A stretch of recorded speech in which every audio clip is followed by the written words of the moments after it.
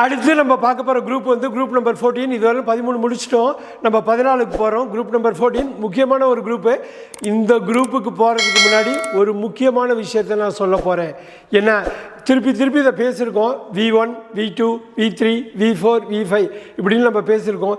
இது வந்து இம்மீடியட்டாக நீங்கள் வந்து ஒரு வாக்கிய அமைப்பை வந்து கரெக்டாக உணரணும், பார்க்கணும் அப்படின்னாக்கா இந்த கட்டாயமாக உங்களுக்கு தெரியணுங்க. V1, V2, V3, V4, V5 இதோட முக்கியத்துவத்தை நீங்கள் சொல்லவே முடியாது. அவ்வளோ முக்கியத்துவம் வாய்ந்தது. ஏன் அப்படின்னா, நீங்கள் ஒரு வார்த்தை சொல்கிறீங்க கோன்னா, கோக்கு பின்னாடி வெண்ட் இருக்குது, கான் இருக்குது, கோயிங் இருக்குது, கோஸ் இருக்குதுன்னு சொல்லணும். அதுமாரி தான் இவ்வளோ குரூப்பில் இவ்வளோ பண்ணியிருக்கோம்.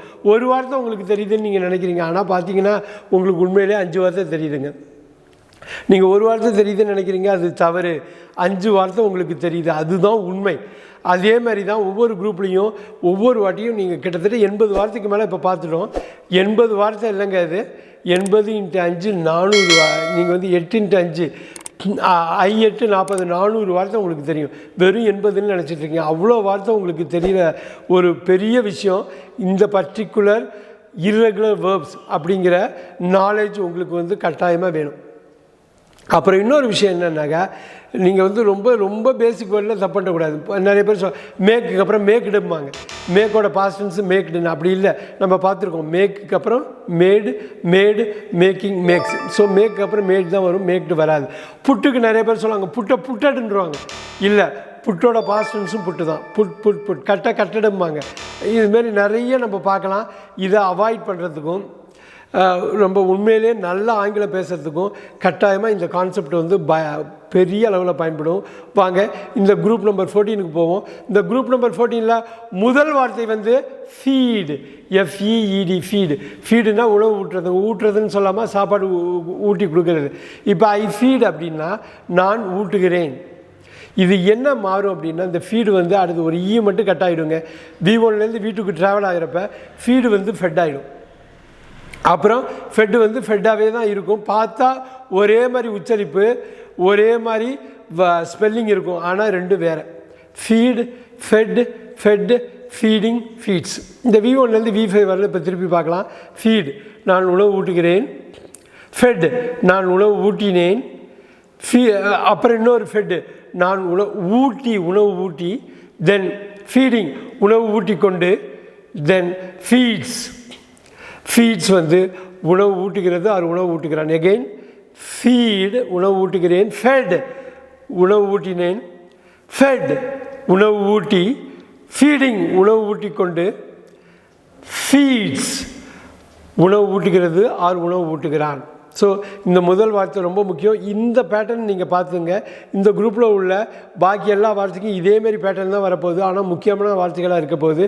எகெயின் V1லேருந்து V5 வரணும் உள்ள ஒவ்வொரு வார்த்தையும், இந்த 5 வார்த்தையும் முக்கியம். ஏன்னா இந்த 5 வார்த்தையில் ஏதாவது ஒரு வார்த்தை இந்த 20 வாக்கிய அமைப்புகளில், மொத்தம் உள்ள 20 வாக்கிய அமைப்புகளில் ஏதாவது ஒரு வார்த்தை ஒவ்வொரு வாக்கிய அமைப்புலையும் இருக்கும். அதுக்காகவே இந்த காணொளி வந்து அப்படி ஒரு முக்கியத்துவம் பெறுகிறது. இப்போ முதல் வார்த்தையை பார்த்துட்டோம். இப்போ 2வது வார்த்தைக்கு நம்ம போகலாம். 2வது வார்த்தை வந்து LEAD, லீடு. லீடுனா லீடர்லேருந்து வருது. லீடர்னால் தலைவர் இல்லைங்களா? அதுமாரி லீடுனா தலைமை தாங்கு, வழி நடத்து. LEAD, லீடுனா தலைமை தாங்கு, வழி நடத்து. அந்த லீடு தான் இப்போ பார்க்க போகிறோம். லீடோட பாஸ்டன்ஸு லெட்டு. லீடோட பாஸ்டன்ஸு லீடர்லாம் கிடையாது, லெட்டட் கிடையாது. லெட், LEAD வந்து LEAD, lead, led. Leading, leads. Led, leading, leads. இப்போ லீடுனா வழி நடத்து. லீடு, வழி நடத்துகிறேன். லெட், வழி நடத்தினேன். லெட், வழி நடத்தி. அப்புறம் வந்து லீடிங், வழி நடத்தி கொண்டு.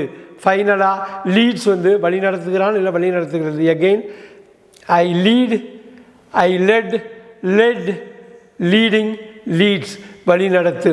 நம்ம இந்த 2 வார்த்தை பார்த்துட்டோம். ஃபஸ்ட்டு வந்து ஃபீடு பார்த்தோம், அப்புறம் லீட் பார்த்தோம். ஃபீடு வந்து ஃபெட்டாக மாறிச்சு, லீடு வந்து லெட்டாக மாறிச்சு. நம்ம இப்போ பார்க்க போகிற 3வது வார்த்தை வந்து எல்லாரும் பயன்படுத்துகிற வார்த்தை, எல்லாருக்கும் பயனுள்ளது வார்த்தை, முக்கியமான வார்த்தை. இது படிக்கிற ஆளுங்க எல்லாருமே பண்ணுற வார்த்தை.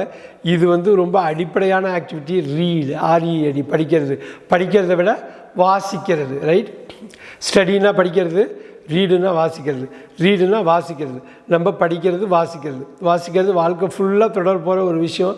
அதை பற்றி தெரிஞ்சுக்கலாமா? ரீட் அப்படின்னா ஆர்இஏடி, ரீட் அப்படின்னா படிக்கிறது. படிக்கிறேன், இந்த ரீடு வந்து பாஸ்ட் டென்ஸில் ரெட்டாக மாறும். ஆர்இஏடி, ரெட்டுன்னு படிக்கணும், ரீடுன்னு படிச்சிடக்கூடாது, ரெட்டுன்னு படிக்கணும். ஆர்இஏடி, இந்த ரெட்டு வந்து படித்தேன், நான் படிக்கிறேன், அப்புறம் படித்தேன். அப்புறம் இன்னொன்று அடுத்ததும் ரீடு ஆர்இஏடின்னு தான் இருக்கும், ஆனால் ரெட்டுன்னு படிக்கணும். R E A D, red. இந்த ரெட்டுக்கு அர்த்தம் வந்து படித்து. அப்புறம் ரீடிங், படித்து கொண்டு. நம்ம 4வது 5வது ஈஸி தான். ரீட்ஸ் படிக்கிறது, அது படிக்கிறான்.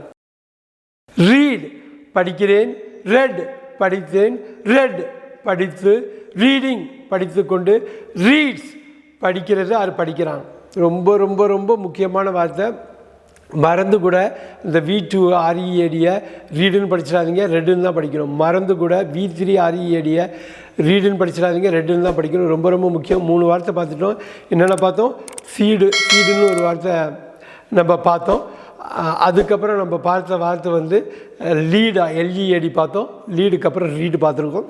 இப்போ 4வது வார்த்தைக்கு போவோம். அந்த 4வது வார்த்தை என்னென்னா ரொம்ப முக்கியமான வார்த்தைங்க, கொஞ்சம் குழப்புற வார்த்தைங்க. ஏன் தெரியுங்களா? நான் உங்கள்கிட்ட பேசுகிறப்ப ப்ளீடு அப்படின்னு ஒரு வார்த்தை சொல்கிறேன். BLEED, ப்ளீடுங்கன்னா இங்கே பாருங்கள், ப்ளீடுன்னா ரத்தம் வடிகிறது, ரத்தம் கசிகிறது, ப்ளீடு. இது எப்படி தெரியுங்களா மாறும்? ஃபீடு ஃபெட்டாக மாறிச்சு, லீடு லெட்டாக மாறிச்சு இல்லையா? அப்போ என்ன ப்ளீடு என்னவாக மாறும்? உங்களுக்கே தெரியும், பிளட்டாக தான் மாறும். இந்த பிளட்டுன்னா உங்களுக்கு கன்ஃபியூஸ் ஆகுமே. BLOODயில் பிளட்டு, இவர் என்ன ஸ்பெல்லிங் சொல்ல போகிறாருன்னா, ஆமாம் ஸ்பெல்லிங் வேறங்க. BLED, ரத்தம் கசிந்ததுன்னா BLED. பிளட்டு BLOOD, பிளட்டுனாக்கா ரத்தம்னு அர்த்தம். ரத்தம் புரியுதுங்களா உங்களுக்கு? BLEED ரத்தம் கசிகிறது, BLED ரத்தம் கசிஞ்சது, BLED ரத்தம் கசி. அப்புறம் பார்த்தீங்கன்னாக்கா ப்ளீடிங், ரத்தம் கசிந்து கொண்டு, ரத்தம் கசிந்து கொண்டு இருக்கிறது. அப்புறம் கடைசியில் ப்ளீட்ஸ், BLEEDS, ப்ளீட்ஸ் அப்படின்னாக்கா ரத்தம் கசிகிறது, அவனுக்கு ரத்தம் கசியுது அப்படிங்கிறது தான். ரொம்ப சிம்பிளாக சொல்லணும்னா ப்ளீட், பிளட், ப்ளீடிங், ப்ளீட்ஸ். ரத்தம் கசிகிறேன், ரத்தம் கசிந்தேன், ரத்தம் கசிந்து கொண்டு, ரத்தம் கசிகிறது, இல்லைன்னா ரத்தம் கசிகிறான். இந்த வார்த்தையில் ப்ளீடு, பிளட்டு, இந்த பிளட்டு நம்பர் 2 நம்பர் 3ல் வர்ற பிளட்டு ஸ்பெல்லிங் வந்து BLED, ஸ்பெல்லிங் BLOOD இல்லை, BLED. இதுதான் இந்த முதல் 4 வார்த்தைகள். இந்த குரூப் நம்பர் 14ல் நம்ம 5ஆவதாக பார்க்க போகிற அடுத்த வார்த்தை வந்து ப்ரீட், BREED. ப்ரீடு அப்படின்னா இனப்பெருக்கம் செய்கிறது, இனவிருத்தி செய்கிறது. ஐ ப்ரீட் அப்படின்னா நான் இனவிருத்தி செய்கிறேன் அப்படிங்கிறது தான் ப்ரீட். ரைட்? குட்டி போடுறது அப்படிங்கிறது வச்சுக்கலாம். ப்ரீட், இந்த ப்ரீடு வந்து V2 V3 V4 V5ல் ப்ரீட், பிரெட், ப்ரீடிங், ப்ரீட்ஸ். நீங்கள் BREAD பிரெட், அந்த பிரெட்டை ரொட்டி துண்டு நினச்சிக்க வேணாம். BRED இது, அதாவது BREED ப்ரீட் இனவிருத்தி செய்கிறது, BRED பிரெட் இனவிருத்தி செஞ்சது. ரைட்? இனப்பெருக்கம் செய்கிறது அப்படியே வச்சுக்கலாம். நான் இனப்பெருக்கம் செய்கிறேன், நான் இனப்பெருக்கம் செய்தேன், இனப்பெருக்கம் செய்து, இனப்பெருக்கம் செய்து கொண்டு, இனப்பெருக்கம் செய்கிறான். So breed, bread, breeding, breeds. So இந்த ப்ரீடுங்கிறது இனப்பெருக்கம் செய்கிறது. எப்பொழுதும் போல் வழக்கமாக நம்ம சொல்கிறது தான். வேர்பு 1லேருந்து 5 வரையிலும் ரொம்ப ரொம்ப ரொம்ப முக்கியம். ஏன்னா ஒவ்வொரு வாக்கியம் நீங்கள் எழுதுறதுக்கும் இந்த 5 வார்த்தையில் ஒரு வார்த்தை அந்த செயல் வார்த்தைக்கு பயன்பட போகுதுங்கிறது உறுதி. அதனால் இந்த 5ஐயும் நீங்கள் தப்பு இல்லாமல் தெரிஞ்சுக்கணுங்கிறது தான் உண்மை. இதுதான் 5ஆவது வார்த்தை. நம்ம பார்க்க போகிற அடுத்த 6ஆவது வார்த்தை என்னென்னா ஃப்ளீ, FLEE. ஃப்ளீன்னா ஓடுறது, ஓடி போயிடுறது. ஃப்ளீ, FLE, யாருக்கும் தெரியாமல் ஓடுறதுங்கிறாங்க இல்லையா, அதுதான் ஃப்ளீ. FLE, ஐ ஃப்ளீ, நான் ஓடினேன். அப்புறம் ஃப்ளீக்கு வந்து ஃப்ளட்டுன்னு வரும். உங்களுக்கு இதுவரெல்லாம் 5-6 வார்த்தை நீங்கள் பார்த்துட்டீங்க. அதனால் ப்ரீடு பிரெட்டாக மாறிச்சு, ஃபீடு ஃபெட்டாக மாறிச்சு, ரைட்? லீடு லெட்டாக மாறிச்சு. அதே மாதிரி ஃப்ளீ வந்து ஃப்ளட்டாக மாறும். FLEE ஃப்ளீ, நான் ஓடிப்போனேன், ஓடிப்போகிறேன். ஃப்ளீ, நான் ஓடிப்போகிறேன். ஐ ஃப்ளட், FLED ஃப்ளட். இது FLOOD ஃப்ளட்டோடு நீங்கள் கன்ஃபியூஸ் பண்ணிக்கக்கூடாது, ரெண்டும் ஒரே உச்சரிப்பு தான். அதே சமயத்தில் ஃப்ளட் அப்படிங்கிறது நான் ஓடிப்போனேன். அப்புறம் ஃப்ளீயிங், FLEEING, அதுக்கு முன்னாடி flea, fled, fled, fleeing, fleece. V1, V2, V3, V4, V5. இப்போ இந்த ஃப்ளீங்கிறது ஓடிப்போகிறேன், ஃப்ளட் ஓடிப்போனேன், ஃப்ளட் ஓடிப்போயி, அப்புறம் ஃப்ளீடிங், ஃப்ளீயிங், ஃப்ளீடிங் இல்லை ஃப்ளீயிங். ஃப்ளீயிங்னா ஓடிப்போய்கொண்டு, அப்புறம் ஃப்ளீஸ் அப்படின்னா ஓடிப்போகிறான் இல்லை ஓடிப்போகிறது. So flee, fled, fled, fleeing, flees ரொம்ப முக்கியமான ஒரு வார்த்தை. சொல்லாமல் கொள்ளாமல் தெரியாமல் ஓடி போகிறதுக்கு பேரே ஃப்ளீ தான். ஃப்ளீங்கிற வார்த்தை மறந்துடக்கூடாது. இந்த 5 வார்த்தைகளில் ஒரு வார்த்தை, இந்த செயல் வார்த்தை வந்ததுன்னா 20 வாக்கியங்களில் ஒரு வாக்கியத்தில் கட்டாயமாக நீங்கள் ஒரு வார்த்தைனாலும் மினிமம் பயன்படுத்துவீங்க. அதனால் இது ரொம்ப ரொம்ப முக்கியமான ஒரு வார்த்தை ஃப்ளீ. கடைசி வார்த்தையாக 7வது வார்த்தையாக இந்த குரூப் 14 வரப்போகிற வார்த்தை ஸ்பீடு. ஸ்பீடு, SPEED, வேகம்ங்க, வேகமாக போகிறது. ஸோ இந்த வேகம் எல்லாருக்குமே பிடிக்கும். ஸ்பீடுன்னு ஒரு ஹாலிவுட் மூவி கூட வந்தது, ஞாபகம் இருக்குதா? பஸ்ஸில் ஃபஸ்ட்டு சீன்லேருந்து கடைசி சீன் வரலும் பஸ் ஓடுறதையே காட்டுவாங்க. Speed, SPEED, speed. I speed அப்படின்னா நான் வேகமாக செல்கிறேன். ஐ ஸ்பீடுனா நான் வேகமாக செய்கிறேன், நான் வேகமாக இருக்கிறேன் தான் ஸ்பீடு. இந்த ஸ்பீடோட பாஸ்ட் டென்ஸ் வந்து ஸ்பெட், SPED, ஸ்பெட். அடுத்ததும் ஸ்பெட் தான், SPED. அப்புறம் ஸ்பீடிங், அப்புறம் speeds. V1, V2, V3, V4, V5. Speed, sped, sped, speeding, speeds. நான் வேகமாக போகிறேன், நான் வேகமாக இருக்கிறேன், அப்புறம் நான் வேகமாக இருந்தேன். திருப்பி சொல்லாமா? ஸ்பீடு, வேகமாக இருக்கிறேன். ஸ்பெட், வேகமாக இருந்தேன். ஸ்பெட், வேகமாக இருந்து. ஸ்பீடிங், வேகமாக இருந்து கொண்டு. ஸ்பீட்ஸ், வேகமாக இருக்கிறது ஆர் இருக்கிறான். ரொம்ப முக்கியம். இது ஒரு காம்ப்ளிகேட்டடான வேர்பு தான் ஸ்பீடுன்னு சொல்கிறது. ஆனால் அதே சமயத்தில் உங்களுக்கு இந்த குரூப்பில் உள்ள கடைசி வார்த்தை தான் இந்த வார்த்தை. கட்டாயமாக நீங்கள் மறந்துடாமல் இது என்ன 5 ஃபார்முங்கிறது தெரியணும். அப்படி தெரிஞ்சால் தான் அந்த 20 சென்டென்ஸில் ஒவ்வொரு சென்டென்ஸும் ஏதோ ஒரு வார்த்தையை நீங்கள் கரெக்டாக பயன்படுத்த முடியும். Speed, ஸ்பெட், sped, speeding, speeds.